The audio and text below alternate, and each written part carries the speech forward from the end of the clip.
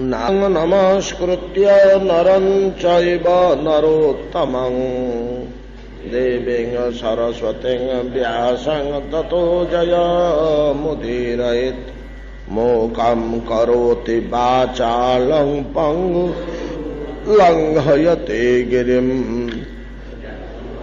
तमहं वन्दे परमानन्दमाधवं यत्कृपातमहं वन्दे परमानन्दमाधवं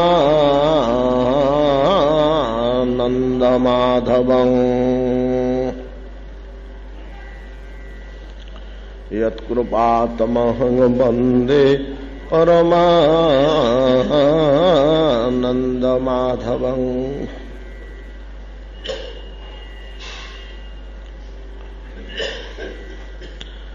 दर्शनीय तिलको वनमाला दिव्यगंध तुलसी मधुमत्तै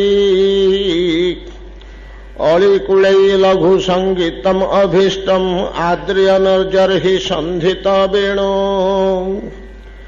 सरसि सारस हंस विहंगाश्चारुगीत हृत चेतस इत्य हरिम उपासत तेजत चित्ता हंत मिलित दृशधृत मौना सह बल स्रग्वतंस विलास सानुसुखिति भृतु ब्रज दिव्य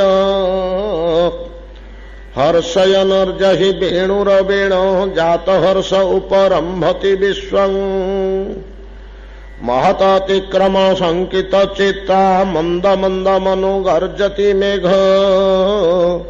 सुहृदमभ्यवर्षत सुमनुभिश्छायया च विदधत प्रतपत्रं विविधगोपचरणेषु विदग्धो वेणुवाद्य उरुधानिज शिक्षा तव सुत सती जदाधर बिंबे दत्त वेणु अनयत स्वर जाति सवन सस्तदुपधार्य सुरेशा शक्र सर्व परमेष्टि पुरोगा कवय आनत कंधर चित्ता कस्मलं जजु अनिश्चित तत्वा सवन सस्तदुपधार्य सुरेशा शक्र सर्व परमेष्टि पुरोगा कवय आनत कंधर चित्ता कस्मलं जजु अनिश्चित तत्वा। श्रीपाद सुखदेव गोस्वामी कहते महाराज परीक्षित ब्रजांगनागण कृष्ण हृत चेतसा वेणुवाद्य वेणुनाद विमुग्धा विरह प्रपीड़िता कृष्णकांता गुण कोटि जन्म उपासना करी करी हरि भजन करी करी भगवत चिंतन करी करी परिशेष रे लाभ करिछंती ए अवस्था जे सेमानक मानस पटरे कृष्ण व्यतिरेक अन्य कौनसी चिंता वा कल्पना उद्भूत हेउ नाही। निरंतर मन कृष्ण कथा कृष्ण चिंता कृष्ण रूप कृष्ण गान कृष्ण संबंधरे लिप्त संपूर्ण निर्लिप्त है रहुछि।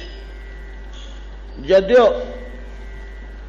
मर्त्य अवतीर्ण करिथिबा दृष्टिरू मर्त्य शरीर बा मर्त्य तुल्य व्यवहार जगतरे सेमाने अभिनय करुछंती खूब अच्छे अभिनय अंग प्रत्यंग इंद्रिय गुड़िक विषय व्यवहार निर्वाह करुची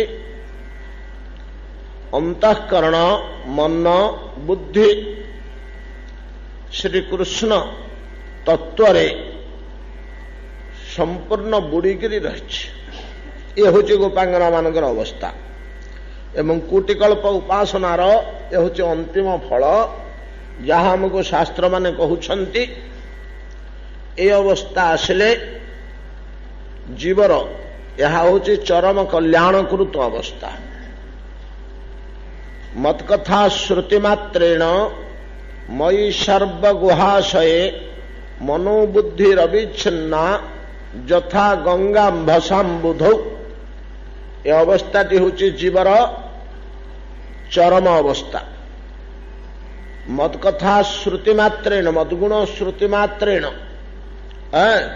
भगवान को संबंधी रूप गुण लीला जहा किछि गोटे स्मरण आसीगले चटकरी मन आ बुद्धि पलैगला भगवान को निकट को। ए गुण को लीला को कथा को आश्रय करी भगवान को भितर मन बुद्धि प्रवेश कर जाइछि, निर्विष्ट हो जाइछि। खाली प्रविष्ट नुह निर्विष्ट पशिजा भितर अति अभ्यंतर को पशिजा। जमती रुक्मिणी कहले श्रुत्वा गुणान भुवन सुंदर शृण्वतांते निर्विष्य कर्ण विपरे हरतुंगतापम।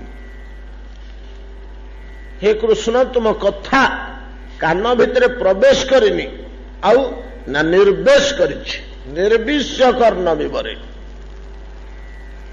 कान भितर दे को अभ्यंतर को गली जाइछि। गली जा फल फल कौन देछि ना हरतुंग तापम। ये अंगरे जतक शरीर जतक दुख थिला ताप थिला सबुतक बाहर कर देछि। तुम भाव भितर को पशिजा क्षणी सबुतक दुख ताप क्रोध शोक क्लेश संतप्त अवस्था दैहिक मानसिक शारीरिक, दैहिक तो शारीरिक, आध्यात्मिक आधिदैविक आधिभौतिक तीन टाक ताप को बाहर कर दीजिए। आ शरीर भितर किसी न हरतंग तापम। ए भलिया निर्विष्ट हो जाइए ब्रजांगना मानकर मन कृष्ण भितर। एटा जीवर अंतिम कल्याणकृत अवस्था। ए अवस्था बोली आमर सनातन शास्त्र निर्णय करछन्ति मत्कथा श्रुतिमात्रेण मयि सर्वगुहाशये मन बुद्धि अविच्छिन्ना यथा गंगाम्भसाम्बुधौ। जेपरी गंगा अंभ गंगा जल अविच्छिन्न धारा मुहूर्तक पे स्थिर होनी निरंतर प्रवाहिता अखंड प्रवाह एवं समुद्र भितर प्रवेश करके कुआड़े विलीन हो जाउछि जे तार आत्मसत्ता रहुनी। से भलिया जीव जेतेबेले तार मन आ बुद्धि भगवान के भितर प्रवेश करी भगवानमय होइजिवो से मन से बुद्धिर स्वतंत्र कल्पना स्वतंत्र विचार आ किछि रहिबनी, केवल भगवत विचार रे ही भरी होइजिवो। गंगार जल जेपरी समुद्र भितर पशिले तार स्वतंत्र स्वादुता आ रहुनी। गंगा जलर तार प्रत्येक जल कणारे लवण रस संचारित हो जाउछि एवं संपूर्ण लवणाक्त हो जाउछि। समुद्र भितर प्रवेश कला परे ठीक तद्रूप भगवान के भितर जेतले मन बुद्धि दीटा जीवर पशिजे मन तार निजस्व कल्पना, प्रत्येक जीवर निजस्व कल्पना अछि, बुद्धि तार निजस्व विचारधारा या हरई दे भगवत कल्पना भगवान के भितर प्रवेश करी भगवत कल्पना भगवत विचार रे विलीन हो जाए। एटा चरम अवस्था बोली कह जाउछि। याकु हमर भागवत निर्णय कले गीता कले हाँ हाँ भागवत जहाँ निर्णय करचंदी ता संपूर्ण सत्य। केमिति आज्ञा मज्जेव मन आध्वच्छ मयि बुद्धि निवेशय निवेशिष्यसि मज्जेव अत ऊर्ध्वन संशय। एथरे संशय करिवार किछि नै, एटा चरम सिद्धांत। मज्जेव मन आध्वच्छ मयि बुद्धि निवेशय, से निवेश कथा कहले मन और बुद्धि मो भितर भर्ती कर दिया। ये अवस्था प्राप्त होइछन्ति आमर ब्रज तरुणीगण। तांको पाखापाखि नारद चतुसन प्रभृति अछन्ति जे मन बुद्धि भगवान के भितर निर्वेश करवा अवस्था को आसिचन्ति। तथापि गोपांगना मान तुल्य संपूर्ण सिद्धि एमानकर नाई।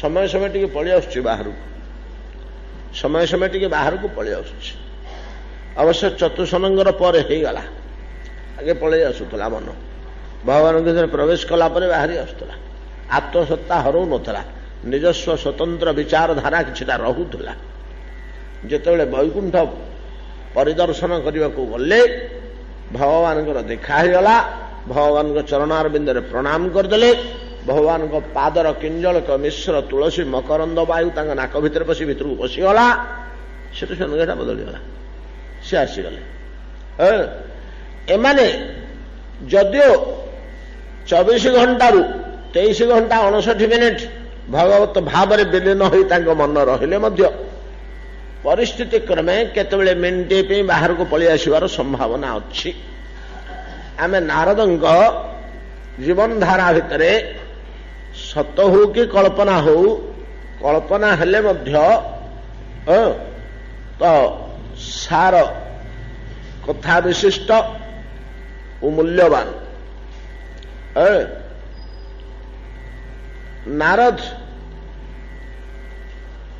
एकदा कौन सी कौशल करी भगवान को ऊपरे पाखरे उपस्थापना कले मु आपणकर श्रेष्ठ भक्त वक्र भाव आम सीधासलख कहीदेले भगवान कहले ना तमें सबुठ श्रेष्ठ भक्त मोर नुह आमती आउ मोठू किए से बड़ भक्त अच्छी आप कहतु ये जुक्ति देखेले भगवान कहले हाँ अच्छा किए से ता ना कह जनक राजा तम अपेक्षा उच्चतर स्थित अच्छा तमें 1 नंबर को आसपार ना प्रभु आप एपट सेपट कथा कहते ठीक कहूँ मुझे जनक पाक जाओ देख जनक पाक गले जनक बसचंदी एटा कपल कल्पित नुह एटा भूल कहले मुनि ऋषि मान कल्पना नुह शास्त्रोक्ति अष्टावक्र संहितार जिन बसचंदी जनक महाराजा एति बेले आसी पहुंचला नारद को देखिले जनकर मनटा भारी खुशी होगा कहीं ना हरिभक्त टे मिलवा ये जगत रे अति दुर्लभ सुदुर्लभ अति दुर्लभ आम निर्णय करछे तत्राति दुर्लभंग मन्ये वैकुंठ प्रिय दर्शन भगवान प्रिय लोकटे ताकू पाई जिबा जाको भगवान भल पाती जाको भगवान भल पाती वैकुंठ प्रिय भगवान गोटे ना हूँ वैकुंठ वैकुंठर प्रिय लोकटे सहित मिलामेशा कर सुजोग अवकाश मिलवा निबिड़ता ता सहित सृष्टि हवा अति दुर्लभ सहित जाई जेतेबेले मिश्रे खुशी होगले दुहे बसला परे दुहे मज्जिगले मातिगले हरि कथा आलापर जमती राय रामानंद सह 10 दिन काल चैतन्य महाप्रभु माति जाइथिले हरिकथा प्रसंग रे आउ किछि बाह्य ज्ञान दी जनकर नथिला खाइबा सोइबा भूली जाइथिले दिन राति केवल कृष्ण कथा कृष्ण गुण लीला स्वरूप तत्व भागवत्ता यारी उपरे केवल सेमानकर मनोवृत्ति थाए चल किछि समय परे जने प्रहरी आसी कहले महाराज जनक निर्देश कले मिथिला नगरी अग्नि संकट रे पड़ी चतुर्दिगे निया लगी जाइए अरे मिथिलायांग प्रदग्धायांग मिथिला दग्धीभूत हो जाऊे मु कौन करी रे मु केवल निर्देश देवी सीना जा शीघ्र मंत्री कहता कह पानी पकेबे आउ कौन करा अग्नि निर्वापित करने चेष्टा करेंगे लोक मान साहाଯ୍य सुविधा जा शीघ्र जा किसी समय पर प्रहरी आसी कहला राजनवर को अग्नि स्पर्श कर ठीक से भाया निर्देश देदेले कृष्ण कथार मातिगले प्रहरी किसी समय आसी कहला महाराज आम राजनवर अंतपुर को अग्नि आसी स्पर्श कलानी से भाया निर्देश देदेले महाराज आम बसी मंडप को अग्निस्पर्श कलानी देख आम जली पड़ी जीव सुरक्षा कर तुम दायित्व से निर्देश देदेले परिशेष प्रहरी कहला महाराज ଆପଣଙ୍କର ଉତ୍ତରୀୟ ଯେ ପୃଷ୍ଠଭାଗରେ ପଡ଼ିଛି ସୂକ୍ଷ୍ମ ବସ୍ତ୍ରର ରେଶମ ବସ୍ତ୍ରର ଉତ୍ତରୀୟ ତାକୁ ଅଗ୍ନିସ୍ପର୍ଶ କଲାଣି, କାନ୍ଧରୁ ବାହାର କରି ପକେଇଦେଲେ ତଳକୁ। ଏତିକି ବେଳେ ପ୍ରହରୀ ଯେତେବେଳେ କହିଲା ଆଜ୍ଞା ଅଗ୍ନି ଅତି ପାଖକୁ ଆପଣଙ୍କ ଦେହର ପଳେଇ ଆସିଲା, ହେ ନାରଦ ଗୋସାଇଙ୍କ ଆଡେ ଗଲାଣି। ଏ ଚଟକିରି ଉଠି ପଡ଼ିଲେ, ବ୍ୟସ୍ତ ହୋଇ ପଡ଼ିଲେ। ନାରଦ ଆଉ ନିଜର ବୀଣାଟି ଯତ୍ନ କରିବା ପାଇଁ ଚେଷ୍ଟା କଲେ, ଅଗ୍ନିରୁ ରକ୍ଷା କରିବା ପାଇଁକି। ସେଠି ଭଗବାନ ଆବିର୍ଭୂତ ହେଲେ। ବୋଲେ ନାରଦ ଦେଖିଲ ଯେକୌଣସି ପରିସ୍ଥିତିରେ ମଧ୍ୟ ଏ ଲୋକଟାର ମନ ବୁଦ୍ଧି ମୋ ଠାରେ ଅବିଚଳିତ ରହୁଛି। ତାର ରାଜ୍ୟ ତ ଜଳିଗଲା, ତମର ବୀଣା ଖଣ୍ଡିଏ, ଆଉ ତ କିଛି ନାହିଁ। ସେତିକି ସମ୍ପତ୍ତି ପାଇଁ ତମେ ବିଚଳିତ ହେଇଗଲ। ମୋ ଭିତରୁ ତୁମର ଚିତ୍ତବୃତ୍ତି ବାହାରି ଆସିଲା, ଯେ ବୁଡ଼ିକିରି ରହିଥିଲା। ନାରଦ ତୁମେ ଚେଷ୍ଟା କର ଜନଗଙ୍କ ଭଳିଆ ଯେମିତି ଯେତେ ଯାହା ପରିସ୍ଥିତି ହେଲେ ମଧ୍ୟ ଭଗବତ ଚିନ୍ତନ ଭିତରୁ ମନ ବାହାରକୁ ବାହାରିକିରି ଆସିବ ନାହିଁ। এই যে উপলক্ষ দেলে গোଟିଏ କଥା ମାଧ୍ୟମରେ କେତେ ଦୂର ଆମକୁ ବୁଝେଇ ଦେଲେ। ଦେହରେ ଅଗ୍ନି ଲାଗିଗଲେ ମଧ୍ୟ ଭଗବତ ଚିନ୍ତନରୁ ସେମାନଙ୍କର ମନଟା ବାହାରିକିରି ବୁଦ୍ଧିଟା ଆସୁନାହିଁ। এইটা কোন চেষ্টা কলে হব না প্র্যাকটিস কলে হব, অভ্যাস কলে হব? এটা অভ্যাসরে হয় না কি চেষ্টারে হয় না? অভ্যাস কলে হব। যেতেবেলে ভগবত তত্ত্বর রসটা মিলিଯିବ ଆଉ ଛାଡ଼ିକିରି ମନ ଆସିବନି, ପୋଡ଼ି ଯାଉ, ଜଳି ଯାଉ, ଧ୍ୱଂସ ହେଇଯାଉ, ମୁଁ ଏ ସ୍ୱାଦ ଛାଡ଼ିକିରି ଯିବିନି, ଏଭଳିଆ ଯେତେବେଳେ ଅବସ୍ଥା ଆସିବ, ସବୁ ଜଳି ପୋଡ଼ି ଯାଉ, ଏ ସ୍ୱାଦ ମୁଁ ଛାଡ଼ି ପାରିବିନି। ଏମିତି ଭଗବତ କଥା ରସର, ଭଗବତ ସ୍ୱରୂପର, ଭଗବତ ଲୀଳାର ଅନ୍ତର୍ନିହିତ ଯୋଉ ରସ୍ୟ ଭାବ, ସ୍ୱାଦନୀୟ ଭାବ, ସ୍ୱାଦଟା ସେଇଟା ଲାଗିଗଲେ ଜିଭରେ ପ୍ରଲୋଭନ ଆସିଯିବ, ଆଉ ଛାଡ଼ିକରି ଆସି ହେବନି। ଯେତେ କାଳ ପର୍ଯ୍ୟନ୍ତ ସେଇ ଜିନିଷଟା ନ ଆସିଛି, ସେ ସ୍ୱାଦଟା, ତାକୁ ହିଁ ମାଧୁରୀ କହନ୍ତି। ପଞ୍ଚବିଧ ମାଧୁରୀ କଥା ଆମେ ପୂର୍ବରୁ ଆଲୋଚନା କରିଛେ। এই ମାଧୁରୀଟା ପାଇଲେ ଜୀବର ଏ ବିହଳିତ ଅବସ୍ଥା ଆସେ। ସଂସାର ଭିତରେ ଥାଇ ମଧ୍ୟ ସେ ଏକ ଅସଂସାରୀ ଭଳିଆ ଜୀବନ ଯାପନ କରୁଥାଏ। ସାଂସାରିକ କାର୍ଯ୍ୟ ସବୁ କରୁଥିଲେ ମଧ୍ୟ ତା ହୃଦୟ ଗୁଡ଼ାକ କିଛି ସ୍ପର୍ଶ କରୁନଥାଏ। ଏଇଭଳିଆ ଅବସ୍ଥାକୁ ଜୀବନ ମୁକ୍ତ ଅବସ୍ଥା କହନ୍ତି। ଏସବୁ ସନାତନ ଶାସ୍ତ୍ରର ବିଚାରଧାରା। এই ମାଧୁରୀଟା ମିଳିବା ବଡ଼ କଠିନ। ଏ ମାଧୁରୀ ଟିକକ ପଞ୍ଚଧା ପାଞ୍ଚଟା ଛିଦ୍ର ଦେଇକିରି ଝରୁଛି। ପାଞ୍ଚଟା ଛିଦ୍ରରେ ମାଧୁରୀ ଝରୁଛି। ରୂପ ମାଧୁରୀ, ଗୁଣ ମାଧୁରୀ, ଲୀଳା ମାଧୁରୀ, ନାମ ମାଧୁରୀ। ଏଟା ବେଳକୁ ବେଳ କଥା। ରୂପ ମାଧୁରୀ ସହଜ ସରଳ, ଯିଏ ଦେଖିଲା ସେ ବିମୋହିତ ହେଲା। ଆହା କେଡ଼େ ସୁନ୍ଦର ହେ ମୂର୍ତ୍ତି, କି ସୁନ୍ଦର ସଜେଇଛ ହେ। ରୂପ ମାଧୁରୀ। ତାପରକୁ ଲୀଳା ମାଧୁରୀ, ଲୀଳା ଗୁଡ଼ିକ ଶୁଣିଲେ ଆଉ ଟିକେ ଭଲ ଲାଗିବ। ତାପରକୁ ଗୁଣ ମାଧୁରୀ, ତାଙ୍କର କରୁଣା ଏବଂ ଆପଣାର ଭାବ, ମମତା ପ୍ରଭୃତି ଗୁଣ ଭଗବାନଙ୍କର, ସେ ଗୋଟେ ମାଧୁରୀ। ତାଠୁ ଆଉ ଟିକେ କ୍ଳିଷ୍ଟ ହଉଛି ନାମ ମାଧୁରୀ, ସହଜରେ ପାଇପାରନ୍ତିନି, ନାମ ବିରକ୍ତ ଲାଗେ। ତା ଉପରକୁ ବଂଶୀ ମାଧୁରୀ, ଯୋଉଥିରେ ଅଧିକାର ହିଁ ସମସ୍ତଙ୍କର ନାହିଁ। ବଂଶୀ ମାଧୁରୀର ଅଧିକାର ହିଁ ସମସ୍ତଙ୍କର ନାହିଁ। କାଁ ଭାଁ କେତେ ଲୋକଙ୍କର ଅଛି। ସେ ଅଧିକାରଟି କେବଳ ବ୍ରଜାଙ୍ଗନା ମାନଙ୍କର ଅଛି ବୋଲି ଏ ବଂଶୀ ତାନ ବୃନ୍ଦାରଣ୍ୟ ଭିତରୁ ଯିଏ ଭାସି ଆସୁଛି ଶ୍ରୀକୃଷ୍ଣଙ୍କର ଅଧରାମୃତ ବହନ କରି, ସେଇ ତାନ କେତେ ଭାବନା ସୃଷ୍ଟି କରୁଛି ବ୍ରଜଦେବୀ ମାନଙ୍କର ଅନ୍ତଃକରଣରେ। ପରସ୍ପରକୁ କେତେ କଥା ସେମାନେ କୁହାକୁହି ହେଲେଣି। କେତେ କେତେ ଜିନିଷ, କେତେ କେତେ କଳ୍ପନା ସେମାନଙ୍କୁ ସ୍ପର୍ଶ କରୁଛି। କାହିଁ ଆମେ କୃଷ୍ଣ ବଂଶୀ ବଜାନ୍ତି ବୋଲି ତ ଆମେ କେତେ ଜାଣିଛୁ, ଶୁଣିଛୁ, ଦେଖିଛୁ। ଆମ ମନରେ ଯୋଉ ଗୋଟିଏ କଳ୍ପନା ଛୁଉଁନଥିଲା, ସେମାନେ କେତେ କେତେ ଭାବନା। ଆଉ ସବୁଗୁଡ଼ିକ ସତ୍ୟ, କୋଉଠି ତ ମିଥ୍ୟା ନୁହଁ, ବାସ୍ତବ କଥାଟି କହୁଛନ୍ତି। ପରବର୍ତ୍ତୀ ଗୋପୀଟିଏ ତାର ଅନୁଭୂତି ସେ କଣ କହି ବସୁଛି ଅପରା ସଙ୍ଗିନୀ ମାନଙ୍କ ସମ୍ମୁଖରେ।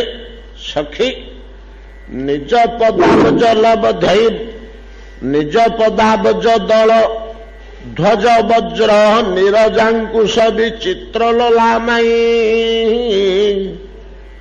ब्रज भुव समयन क्षुर तोदं वर्ष धूर्य गति ईड़ित वेणु निज पदाबज लबधेज निज पदाबज दल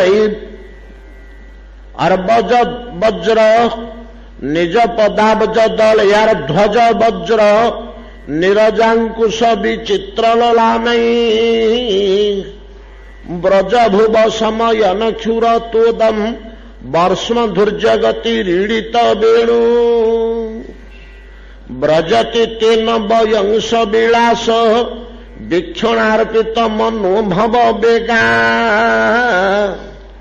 कुजगतिंगमे तान विदाम कस्मलेन कबर बसनं बा ब्रजांगना माने एति पूर्वर पलि जाइथिले नंदंक मंदिर सम्मुख को आमे आलोचना करछि काहेकि नंदंक गृह सम्मुखवर्ती हिथिले वेणुनाद शुणु शुणु मनस्तात्विक रीति जेतोले अति निकटरू निकटवर्ती निकटतर तम ही वंशीनाद से स्पर्श कला एटा भावावेग होछि सेमाने भाविले जे कौन बेलू बेल पाखरु पाखरु पाखरु शुभा जाउछि बंशी कौन कृष्ण पलि आसिले कि ग्राम उपकंठवर्ती हेले कि कौन संध्या हो गला कि तो बाह्य ज्ञान नथिला विहलित चित्ता हो जाइथिले विमुग्ध हृदय हो जाइथिले मनस्तात्विक रीति रे गोटे जिनिस को बेसी समय शुणिले ता सहित बेसी आसक्ति आसवा फल तार निकटवर्तीत्व भाव हेले देहरे हला भलिया अनुभव होय तेणु से भाविले कृष्ण आमर निकटवर्ती हो गले कि कृष्ण संध्या हो गला कि कृष्ण घर को फेरी आसिले कि ब्रजर तो अनेक पथ गली कंदी रही जुआड़े पड़िया सियाड़े सब पल्ली रचना करके गोपगण बास करुचंदी निज मंदिर नंद मंदिर मध्य देश गोष्ठर ब्रजपल्लीर को बाट देकर पलैबे श्याम सुंदर टिके देखिपर नेलु नंदंग घर पाखरे जदि जाई पहुंची तेबे देखि पकेबा देखिबा लोभरे दौड़िले जेतले नंदंग द्वार रे पहुंची कोलाहल कले नंद पत्नी आसिले पचारले ये सेमानकु मध्य पदे उत्तर देले माँ जेतले पचारते अई साध्वी तुम पुत्र जेतले वेणु बजै दउचंती नहीं कि ब्रह्मा शंकर प्रभृति विष्णु इंद्र प्रभृति तांको अनुचर गणक सह अवनत कंधर बसी जाकरी तत्व निर्णय करिवारे लागि पड़ुचंती ए लोक किए एपरी वेणु बजेवा व्यक्ति किए ये आमे तो संगीतर स्रष्टा ये संगीतर माधुरीर स्वर जाति उन्नयन व्यवस्था को आमे तो कल्पना करूँ धरी पार्नु शास्त्र तो तैयारी करूँ आम संगीत शास्त्र ये लोक किए जिते तत्व निर्णय करने को बसंती कस्मलं जदु तांको कष्ट हो जाए पछे मानसिक बौद्धिक क्लांति आसी जाए पछे कस्मलं जदु अनिश्चित तत्व तुम पुत्र तत्व निर्णय करि पारंते नाही नहीं कि ये पद कही ए पद को कही धीरे धीरे पुनर्बार फेरी आसछंती स्वस्थान को फेरी आसी अपर स्थान को ब्रजपल्लीर आउ गोटे निभृत स्थान को जाई जो कृष्णर समाधुरी आस्वादन करिवार सुयोग्य स्थान टे बाछि पल्ली भितरे निर्जन गोपाल माने तो नाहंती बालक माने मध्य नाहंती गाई नाहंती कि बाछुरी नाहंती आ ब्रजपल्लीर गौड़णी गंडे बसिचंती बुढ़ी बुढ़ी गुड़ा घरे शोथे खाई पीकरी आई तो सब टोकी गुड़ा आसिक पाला कर दांडे आउ किए अच्छी ब्रजरे अरण्य भितर चतुर्श्वर निबिड़ अरण्य मझे तो ब्रजपल्ली थी तेणु निर्जन पल्ली मध्य परस्पर कथोपकथन माध्यम अपरा कौन गोपी निजर भाव व्यक्त करुची आहा सखी संगिनी ନିଜ ପଦାବଜ ଦଳିଆର ଧ୍ୱଜ ବଜ୍ର ନିରଜାଙ୍କୁଶ ବିଚିତ୍ର ଲଲାମୟୀ ବ୍ରଜ ଭୁବ ସମୟନ କ୍ଷୁର ତୁ ଦଙ୍ଗ ବର୍ଷ ଧୈର୍ଯ୍ୟଗତି ଇଡ଼ିତ ବେଣୁ। ସଖୀ କି ସୁନ୍ଦର ଗତିରେ ଚାଲୁଛନ୍ତି ଶ୍ୟାମ ସୁନ୍ଦର, ଦେଖ ତ କେଡ଼େ ମନୋହର ଗତିରେ ଚାଲୁଛନ୍ତି ପର୍ବତର ପାଦ ଦେଶରେ, ସୁନ୍ଦର ତୃଣଭୂମିରେ, ଲତା ଗୁଳ୍ମ ପରିଶୋଭିତ, ପୁଷ୍ପ ଫଳ ଭାର ଅବନତ ମନୋହର କୁସୁମିତ ଭୂମିରେ କୃଷ୍ଣ କେମିତି ଚାଲୁଛନ୍ତି ଦେଖ ତ। ଏ ବ୍ରଜ ପଲ୍ଲୀରୁ ତାକୁ ଗୋପାଙ୍ଗନା ମାନଙ୍କୁ କୃଷ୍ଣଙ୍କର ଚାଲି ଦୁଶୁଛି।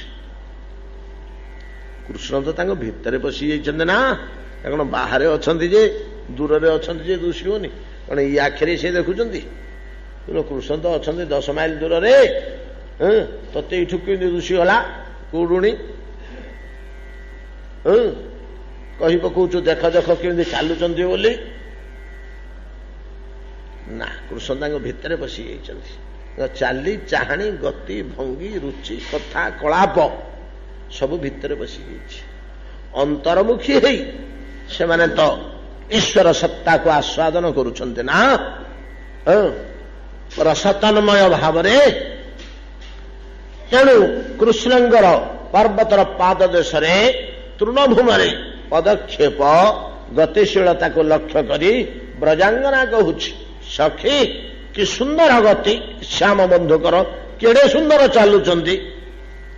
କେମିତି ଚାଲୁଛନ୍ତି ନା ବର୍ଷ ଧୈର୍ଯ୍ୟ ଗତି ଇଡ଼ିତ ବେଣୁ। ବର୍ଷ ଧୈର୍ଯ୍ୟ ଗତି, ବର୍ଷ୍ମ କହିଲେ କଣ କି? ବର୍ଷ୍ମ ଶବ୍ଦର ଅର୍ଥ ହଉଛି ଦେହ, ବପୁ। ବର୍ଷ୍ମ ଶବ୍ଦର ଅର୍ଥ ହଉଛି ଦେହ ବା ଶରୀର, ଯୋଉଥିରୁ ବପୁ ଶବ୍ଦଟି ସୃଷ୍ଟି ହେଇଛି ବର୍ଷ୍ମ। ଉପେନ୍ଦ୍ର ଭଞ୍ଜଙ୍କ ଲେଖା ଭିତରେ କୋଉଠି କୋଉଠି ଥରେ ମୋର ମନେ ପଡୁଛି, କଣ କଣ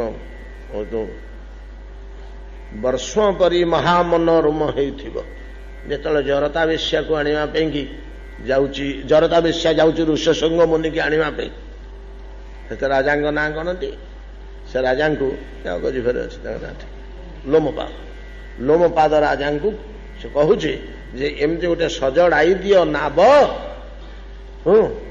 ବର୍ଷ ପରେ ମହାମନୋରମ ହୋଇଥିବ। ବ ଅକ୍ଷରରେ ଆରମ୍ଭ ତ ସେ ଖୋଜି ଖୋଜିକି ବାହାର କରିଛନ୍ତି ବ ଅକ୍ଷର। ଠିକ ମନୁଷ୍ୟ ସୁନ୍ଦର ଶରୀରକୁ ଯେମିତି ସଜାନ୍ତି, ଦେହଟି ଏଭଳିଆ ହେଇଥିବ। ଦେହ ଭିତରେ ଯେମିତି ଆତ୍ମା ରହେ, ତା ଭିତରେ ମନୁଷ୍ୟ ଶୃଙ୍ଗଙ୍କୁ ଭର୍ତ୍ତି କରିକି ଆଣିବେ। ବର୍ଷ ଧୈର୍ଯ୍ୟ ଗତି, ଶ୍ରୀକୃଷ୍ଣଙ୍କର ଗତି କି ବ୍ରଜାଙ୍ଗନା କହୁଛି ବର୍ଷ ଧୈର୍ଯ୍ୟ ଗତି। ବର୍ଷ ଦେହ, ଧୈର୍ଯ୍ୟ ଧୁରନ୍ଧର, ଯାହାର ଧୁରନ୍ଧର ଦେହ, ଧୂରିଣ ଦେହ, ବିଶାଳ ଦେହ, କାର? ହାତୀର। ଦେହ ଦୃଷ୍ଟିରୁ ସବୁଠୁ ବଡ଼ ହଉଛି ଜନ୍ତୁ ହାତୀ। ବର୍ଷ୍ମ ଧୈର୍ଯ୍ୟ ଦେହ ଧାରଣରେ ଯେ ଧୁରନ୍ଧର, ସେ ଦେହଟା ଯଦି ହାତୀ ଦେହଟା ଆମ ଆତ୍ମା ଉପରେ ଲଦିଦେବ, ଆମେ ଘୁଞ୍ଚି ପାରିବାନି ପାଦେ। ଆମ ଦେହଟା ତ 50 କିଲୋ ନେଇକିରି ଗଲାବେଳକୁ ଯାହାର 70 ଟପି ଯାଉଛି, ସେ ଆଉ ଖାଇଲାଠୁ ଉଠିକିରି ବସିପାରୁନି, କହୁଛି ମୁଁ ଷ୍ଟୁଲଟେ ନ ପକେଇଲେ ମୁଁ ଖାଇପାରୁନି, ତଳେ ବସିକିରି ଆଉ ସେ ଖାଇପାରୁନି। ଆଉ ତାର ତ 22 କୁଇଣ୍ଟାଲ କି 24 କୁଇଣ୍ଟାଲ ଓଜନ ହବ କି ବେଶୀ ହବ। ଏଡେ ବଡ ଦେହ। ବର୍ଷ ଧୈର୍ଯ୍ୟ ଗତି ଅର୍ଥାତ୍ ଗଜ ଗତି, ଗଜେନ୍ଦ୍ର ଗତି। ଶ୍ରୀକୃଷ୍ଣଙ୍କର ଗମନ ଅରଣ୍ୟ ଭିତରେ କିଭଳିଆ ସେ ଗମନ ନା ଗଜେନ୍ଦ୍ର ଗମନ। ଗଜରାଜ ଯେମିତି ଅରଣ୍ୟ ଭିତରେ ଗତି କରେ, ସେଇଭଳିଆ ସେ ଚାଲୁଛନ୍ତି ହେଇଥିବ। କାହିଁକି ନା ସଖାମାନେ ସୁନ୍ଦର ଭାବରେ ସଜେଇ ଦେଇ ମଲ୍ଲ ବେଶରେ, ମଲ୍ଲମାନେ ଯେମିତି ଚାଲନ୍ତି, ପୂର୍ବରୁ କହିଛନ୍ତି ସେଭଳିଆ ଚାଲୁଛନ୍ତି ବୋଲି। ମଲ୍ଲର ଅନ୍ତଃକରଣ ଭିତରେ ଯୋଉ ଦମ୍ଭ ଦର୍ପ ଦୁଃସାହସ ମୋ ଭଳିଆ ପରାକ୍ରମଶାଳୀ କିଏ ନାହିଁ, ଏ ଭାବ ନେଇ ଦର୍ପ ଭାବ ନେଇ ଗତି କରିବାର ଯୋଉ ଢଙ୍ଗ ସେଠି ବର୍ଣ୍ଣନା କରିଥିଲେ। ବର୍ତ୍ତମାନ ଗଜରାଜ ଯେପରି ଗତି କରେ, ଆମର କାବ୍ୟ ସାହିତ୍ୟ ଜଗତରେ ହଂସ ଗତି, ଗଜ ଗତି, ଏ ଦୁଇଟା ଗତିକୁ ଅତି ଉଚ୍ଚ କୋଟିର ସ୍ଥାନ ଦିଆଯାଇଛି। ହଂସ ଗତି କେବଳ ନାୟିକା ମାନଙ୍କ କ୍ଷେତ୍ରରେ ବ୍ୟବହାର ହୋଇଥାଏ, କିନ୍ତୁ ଗଜଗତି ନାୟକ ନାୟିକା ଉଭୟଙ୍କ ଠାରେ ପ୍ରୟୋଗ କରାଯାଏ। ଗଜଗତି ରାମଚରିତ ମାନସରେ ଗୋସାଇଁଜୀ ଲେଖିଛନ୍ତି, ହଂସ ଗବନି ତୁମ ନହିଁ ବନ ଯୋଗୁ, ଲେଖିନାହାନ୍ତି? ହଂସ ଗବନି ହଂସ ଗତି ଆଉ ଗଜଗତି, ଗତିରେ ଏ ଯୋଡ଼ିଏ ଜୀବଙ୍କୁ, ଏ ଦୁଇଟା ଜୀବର ଗତି ବଡ଼ ମନୋରମ ଦେଖିବାକୁ। ହଂସଟିଏ ଯଦି ପାଣିରେ ପହଁରୁଥିବ, କବି ସୂର୍ଯ୍ୟ ଲେଖିନାହାନ୍ତି ସୁନ୍ଦର ଭାବରେ, ଜଗତେ କେବଳ ଜନେ ହସିବେ ଏହି ତହୁଁ ଫଳ, ଚାଲୁ ପୂର୍ବ ଅଙ୍ଗ ବୁଲାଇବ କି ସେ କେବେ ମରାଳି ବୁଲାଇବ କି, ନିଜ ତୁଣ୍ଡେ ମଣ୍ଡି ଖଣ୍ଡ ମୃଣାଳ। ତ ସେମିତିକା ତ ହଂସ ଗମନ ଯେପରି ଗଜଗମନ, ଗଜରାଜ ଗତି କଲେ ଯୋଉ ପ୍ରକାର ମନୋହର ତାର ଗତି, ମନୋହର ତାର ଗତି, ବର୍ଷଧୈର୍ଯ୍ୟ ଗତି। ବର୍ଷଧୈର୍ଯ୍ୟ କହିବାର ଆଉ ଗୋଟିଏ ବଡ଼ ବୈଶିଷ୍ଟ୍ୟ ରହିଛି। କଣ ବୈଶିଷ୍ଟ୍ୟ ରହିଛି? 30 କୁଇଣ୍ଟାଲ ଓଜନର ଜନ୍ତୁଟା ସିନା ସେ ତଳେ ପାଦ ପକେଇ ପକେଇ ପଳଉଥେ, ଜନ୍ଦାଟିଏ ଯଦି ତା ପାଦ ତଳେ ଚାପି ହେଇଗଲା, ସେ ପାଦ ଉଠେଇ ପଳେଇଲା ପରେ ଇଏ ଜନ୍ଦା ଝାଡ଼ି ଝୁଡ଼ି ହେଇକି ଉଠି ପଳେଇବ, ଦେଖିବ ତା ଗୋଡ଼ ହାତ କିଛି ଭାଙ୍ଗିନି କି ନିଶ ମୋଡ଼ି ହେଇନି। ଏତେ ବଡ଼ ଶକ୍ତିଶାଳୀ ଜନ୍ତୁଟେ, ଏତେ ବଡ଼ ଓଜନଦାର ଜନ୍ତୁଟେ, କିନ୍ତୁ ତାର ପଦକ୍ଷେପ କେଡ଼େ କୋମଳ, ଅନ୍ୟମାନଙ୍କ ପାଇଁ କେଡ଼େ ସୁଖଦାୟକ, କୌଣସି ଦୁଃଖ ଦିଏ ନାହିଁ। ଏଇଟା ବି ଆମର ରହିଛି କଥା ପ୍ରସଙ୍ଗରେ, ନୁହେଁ କି? ଗଜରାଜ ଏତେ ବଡ଼ ଶକ୍ତିଶାଳୀ ଲୋକ, ଜନ୍ତୁ, ଏଡ଼େ ବଡ଼ ଓଜନଦାର ଜନ୍ତୁ, କିନ୍ତୁ ତାର ପଦକ୍ଷେପରେ ତା ପାଦ ତଳେ ଯଦି ଗୋଟେ ଜୀବ ପଡ଼ିଗଲା, ସେ ମାରିଦେବି କହି ବୋଲି ମନ୍ଥିଦେଲେ ସେ ଅଲଗା କଥା, ସ୍ୱତଃ ଯଦି ପଡ଼ିଗଲା ତାର କିଛି କ୍ଷତି ହେବନି। ପଦକ୍ଷେପଟି ତାର ଏଡ଼େ ଲଳିତ, ଏଡ଼େ ଲଲାମ, ଏଡ଼େ ମନୋହର, ଏଡ଼େ ସ୍ନିଗ୍ଧ ସୁନ୍ଦର। ଅତଏବ ଦେଖିବା ପାଇଁ ଗଜରାଜ ଭଳିଆ ମତ୍ତ ଗଜ ଗମନ, ଗଜରାଜ ମଦସ୍ରାବ କରି ଉନ୍ମତ୍ତ ହୋଇ ଉଠିଥିଲେ, ତାର ଯେପରି ଗତି ଦେଖିବା ପାଇଁ ଶୋଭମାନ, ସଖୀ ଶ୍ୟାମ ବନ୍ଧୁଙ୍କର ଗତି ଠିକ ସେଇଭଳିଆ ଗଜରାଜ ଭଳିଆ ଶୋଭମାନ।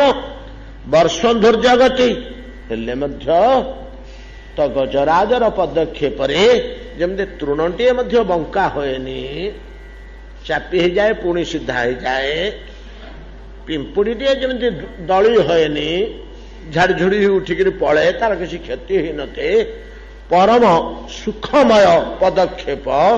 ତଦ୍ରୂପ ଶ୍ୟାମ ସୁନ୍ଦରଙ୍କର ପଦନ୍ୟାସକୁ ଅବଲୋକନ କର ସଖୀ। ଗୋପାଙ୍ଗନା କହୁଛି କଣ? ନିଜ ପଦାବ୍ଜ ଦଳେୟାର ଧ୍ୱଜ ବଜ୍ର ନିରଜାଙ୍କୁଶ ବିଚିତ୍ର ଲଲାମୟୀ ବ୍ରଜ ଭୁବ ସମୟନ ଖୁର ତୋଦାଂ।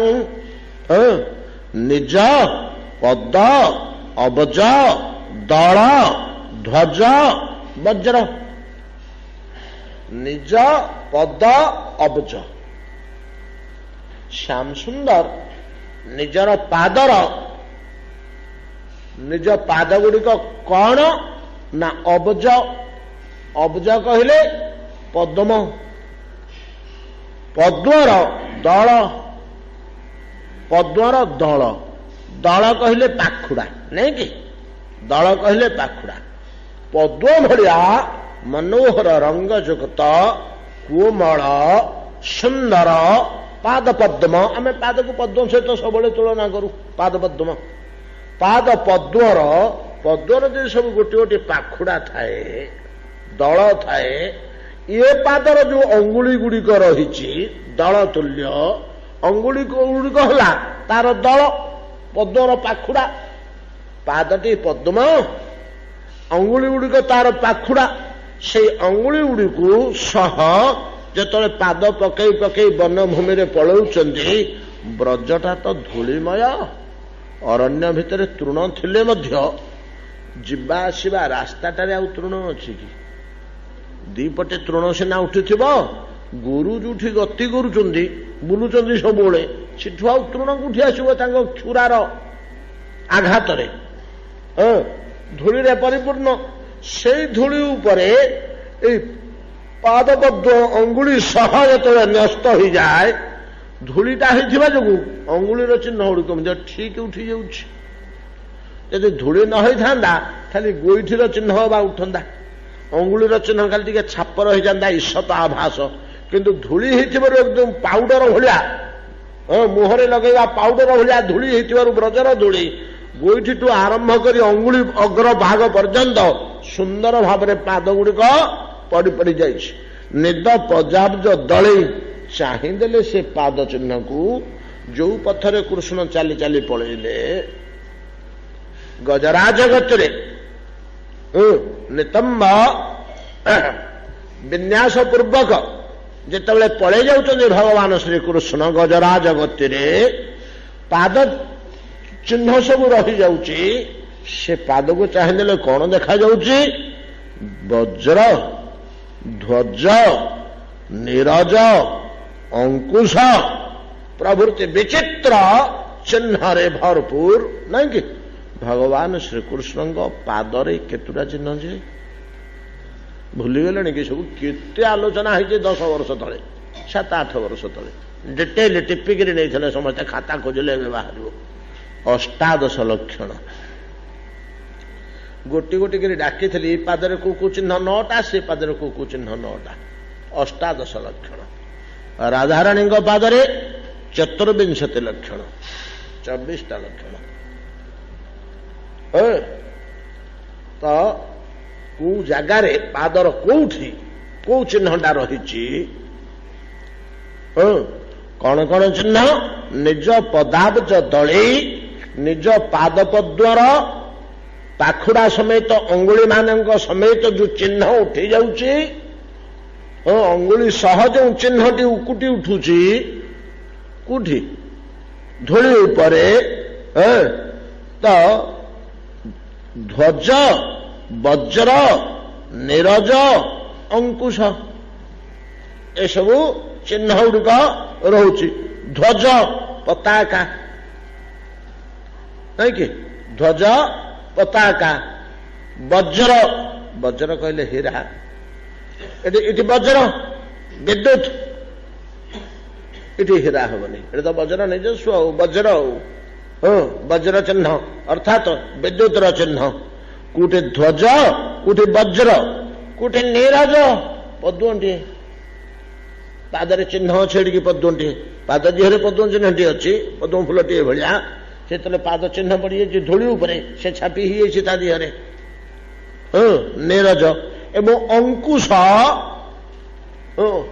हस्तिर चालन अस्त्र अंकुश से भाया अंकुश से गोटे चिन्ह इत्यादि निज पदाब्ज दलेयर ध्वज वज्र नीरज अंकुश आदि विचित्र ललाम मनोहर इत्यादि चिन्ह विचित्रित चित्रित विचित्रित ललाम मनोहर पाद चिन्ह पकई पकई जो पलई जाती से कौन है ये पदक्षेपटा हस्तिर पदक्षेप तुल्य तुलना करुचंदी परा गतिटा जमती हस्ती सहित तुलनीय होईची गज गमन तद्रूप पदक्षेप मध्य अत्यंत कोमल ये पादर परश जो मोही पाई जाउची पृथ्वी देवी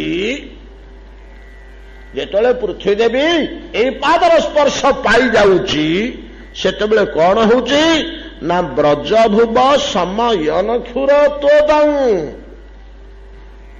ପୃଥିବୀ ଭୂଦେବୀ ତାର ଦେହରୁ ଖଣ୍ଡେ ନାଇଁ କି ମଣିଷ ପିଠିରେ ଯୋଉଠି ଏତିକି ହବ ଯାଦୁ ଉଠିଛି ସେ ଜାଗାଟା ତାର ଦେହଟା ଆଗ ଠିକ ଅଛି।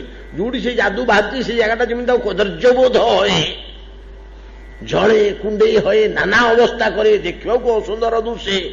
ଠିକ ବ୍ରଜଖଣ୍ଡକ ଭୂମିର ସେମିତି। କଣ ବ୍ରଜଭୂମି କୃଷ୍ଣଙ୍କର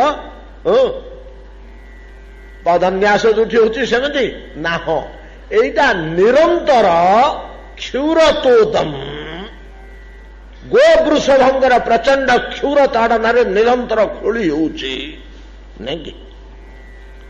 ବ୍ରଜଭୂମିଟାରେ କଣ ହଉଛି? କୋଟି କୋଟି ଗୋ ବୃଷଭ ବତ୍ସ ଖେଳୁଛନ୍ତି, ଦୌଡୁଛନ୍ତି, ଡେଉଁଛନ୍ତି, ଝଗଡା କରୁଛନ୍ତି, କଳହ କରୁଛନ୍ତି, ଲମ୍ଫ ଦଉଛନ୍ତି, ଚାଲୁଛନ୍ତି ନାଇଁ କି? ନିରନ୍ତର ଖୋଳି ତାଡ଼ି ହଉଛି। ବ୍ରଜଭୁବ ଖଣ୍ଡକ ପୃଥିବୀ ଦେବୀଙ୍କର ଶରୀରର ଏଇ ପୋର୍ସନଟି ନିରନ୍ତର ଖୋଳି ତାଡ଼ି ହେବା ଫଳରେ କ୍ଷୁରତୋଦମ୍, ଗୋକ୍ଷୁର ଆଘାତ ଆକ୍ରମିତ ହୋଇ ଛିନ୍ନ ବିଚ୍ଛିନ୍ନ ରକ୍ତାକ୍ତ ହୋଇ କଦର୍ଯ୍ୟ ହୋଇ ଏ ଭୂଖଣ୍ଡକ ଯୋଉ କ୍ଲେଶ ଦୁଃଖ ତାର ଜାତ ହଉଛି ସେଇ ଖଣ୍ଡକରେ, ସେ ଗୋରୁ ଚାଲିଗଲା ପରେ ତା ପଛେ ପଛେ ଯୋଉ ପାଦଟି ପଡି ପଡି ଯାଉଛି ସେ ଦୁଃଖ ପୃଥିବୀର କୁଆଡେ ଉଭେଇ ଯାଉଛି। ସମୟନ ସାଙ୍ଗେ ସାଙ୍ଗେ ଶୀତଳ ହେଇଯାଉଛି ସେ ଦୁଃଖ। ପୃଥ୍ୱୀ ଦେବୀଙ୍କର ଭୂଦେବୀଙ୍କର ସେ ଦୁଃଖ ସାଙ୍ଗେ ସାଙ୍ଗେ ଶୀତଳ ହେଇଯାଉଛି। ଗୋକ୍ଷୁର ପୀଡ଼ିତ କର୍କଶ ତୀକ୍ଷ୍ଣ ଗୋକ୍ଷୁର ପୀଡ଼ିତ ବ୍ରଜଭୂମି ପ୍ରଦେଶ, ବ୍ରଜମଣ୍ଡଳର ଭୂମିଖଣ୍ଡ ଗୋକ୍ଷୁର ପୀଡ଼ାରେ ଅତି ଅସ୍ତବ୍ୟସ୍ତ ହେଇ କଦର୍ଯ୍ୟୀକୃତ ହେଇ କ୍ଷତବିକ୍ଷତ ହେଇ ରକ୍ତାକ୍ତ ହେଇ ଘର୍ମାକ୍ତ ହେଇ ଚର୍ମ ସବୁ ଛିଡ଼ି କି ଅବସ୍ଥା ହେଇଯାଉଛି। ସେଥିରେ ପ୍ରଚଣ୍ଡ ଜ୍ୱାଳା, ଯନ୍ତ୍ରଣା, ଦୁଃଖ ଓ ଅଶୋଭନୀୟତା ସୃଷ୍ଟି ହେବା କଥା। ଅଶୋଭା ପୃଥ୍ୱୀ ଦେବୀଙ୍କର ସେଇ ଖଣ୍ଡଟି। କିନ୍ତୁ ତାପରେ ପରେ ଯେତେବେଳେ ପଦନ୍ୟାସ କରି ପଳଉଛନ୍ତି, ହସ୍ତିର ପାଦ ନ୍ୟାସ ତୁଲ୍ୟ ଏଡ଼େ କୋମଳ, ଏଡ଼େ ସୁଖ ସ୍ପର୍ଶ ଯେ ଏ ପାଦ ଯେତେବେଳେ ବାଜି ଯାଉଛି ପୃଥିବୀର ସେଇ ସ୍ଥାନରେ, ସେ ଜ୍ୱାଳା, ସେ ଯନ୍ତ୍ରଣା, ସେ ଅଶୋଭା କୁଆଡ଼େ ବିଦୂରିତ ହେଇ ପୃଥିବୀ ଉଲ୍ଲସିତା ହିଁ ଉଠିଛନ୍ତି। ଭଲ ଭଲ ଭଲ ଏ ଗୋରୁମାନେ ବେଶୀ ଡିଅମ ଉପରେ, ବେଶୀ ଦୌଡ଼। ତମେ ଯୁଆଡେ ଯୁଆଡେ ଦୌଡ଼ିବ କୃଷ୍ଣ ସିଆଡେ ସିଆଡେ ଦୌଡ଼ିବେ ନାଇଁ କି? ତୁମେ ଦଳା ଚକଟା କରିଥିଲେ ତମକୁ କୃଷ୍ଣ ପାଦ ସ୍ପର୍ଶଟା ପାଇବେ, ଆଉ ତୁମେ ନ ଗଲେ ନ ଦୌଡ଼ିଲେ ତମ ପଛରେ କୃଷ୍ଣ ଦୌଡ଼ିବେନି। ଅତଏବ ପୃଥ୍ୱୀଦେବୀ ଅନ୍ତଃକରଣ ଭିତରେ ପରମାନନ୍ଦ, ପରମ ସୁଖ, ପରମା ଶାନ୍ତି ଜାତ ହଉଛି। ଏବଂ କୃଷ୍ଣ ପାଦ ସ୍ପର୍ଶରେ କି ସୁଖ ଜାତ ହଉଥିବ ପୃଥ୍ୱୀଦେବୀଙ୍କର। କ୍ଷୁରତୋଦମ୍, କ୍ଷୁର ଗୋକ୍ଷୁର ଆକ୍ରମଣ ଜନିତ ଖେଦ ବା ଦୁଃଖ ସମୟନ, ସମୟନ ଶାନ୍ତିକରଣ ପୂର୍ବକ, ସ୍ୱସ୍ତ୍ୟନ ପୂର୍ବକ ବେଣୁ ପୀଡ଼ିତବନ୍ତ, ବେଣୁ ବାଦନ କରୁଛନ୍ତି ସଖୀ।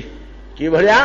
ଗତି ଗଜରାଜ ଭଳିଆ ପୃଥିବୀ ପୃଷ୍ଠରେ ଏଇଭଳିଆ ଚିହ୍ନାଙ୍କିତ ପାଦ ନ୍ୟାସ କରି କରି ପୃଥିବୀର ସମସ୍ତ ଦୁଃଖ ଦୂର କରି କରି ଚାଲୁଛନ୍ତି ଏବଂ ବଂଶୀ ବାଦନ କରି କରି ଚାଲିଛନ୍ତି। ବଂଶୀ ବାଦନ କରି କରି ଚାଲିଛନ୍ତି। ନିଜ ପଦାବ୍ଜ ଲବ୍ଧେୟର ଧ୍ୱଜ ବଜ୍ର ନିରଜାଙ୍କୁଶ ବିଚିତ୍ର ଲଲାମୟୀ ବ୍ରଜଭୁବ ସମୟନ କ୍ଷୁର ତୋଦଂ ବର୍ଷ ଧୈର୍ଯ୍ୟ ଗତି ଈଡ଼ିତ ବେଣୁ। ଗୋଟିଏ ପଦ କହିଲା ସଖୀ। ଏ ପଦଟି କହିଲା ପରେ ଏଟା ତ ଯୁଗଳ ଗୀତ, ଆଉ ଗୋଟିଏ ପଦ ୟା ସାଥିରେ ଖଞ୍ଜି ହେଇକରି ରହିବ ନିଶ୍ଚୟ। ଯୋଡ଼ିଏ ଶ୍ଳୋକରେ ଯାଇକରି ୟାର ଭାବ ପୂର୍ଣ୍ଣ ହବ। ସଖୀ এইଭଳିଆ ଯେତେବେଳେ ବେଣୁ ବଜେଇ ବଜେଇ ପଳଉଛନ୍ତି ଗଜଗତିରେ ଶ୍ୟାମ ସୁନ୍ଦର ଶ୍ରୀକୃଷ୍ଣ ବ୍ରଜତି ତେନ ବୟଂଶ ବିଳାସ ବୀକ୍ଷଣାର୍ପିତ ମନୋଭବ ବେଗା କୁଜଗତେଙ୍ଗମି ତାନ ବିଦାମ କସ୍ମଳେ ନ କବରଂ ବସନଂ ବା। ପରବର୍ତ୍ତୀ ଶ୍ଲୋକ ଦ୍ୱିତୀୟ ଶ୍ଲୋକରେ କଣ କହୁଛି ଗୋପାଙ୍ଗନା ଆସନ୍ତାକାଲି ଆଲୋଚନା କରିବା। ସମୟ ହେଇଗଲାଣି, ଏତିକିରେ ଆଜି